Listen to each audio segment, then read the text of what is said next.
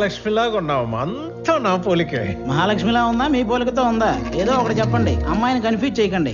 రేయ్, డ్రైవర్ లాగుంటావు. ఓనర్లా ఉంటారు సార్ మీరు, అందుకే మీరంటే నాకు ఇష్టం. వెళ్దామా? నాన్న ఎక్కడికి వెళ్తున్నావు నాన్న? సర్ప్రైజ్. పద పద పద పద వెళ్దాం, పద పద. ఏదో ఒక రోజు ఆవిడ కూడా సర్ప్రైజ్ అంటది, దరిద్రం వదిలిపోద్ది. నాన్న ఎక్కడ తీసుకొచ్చారు? నీకు పెళ్లి చూపులు.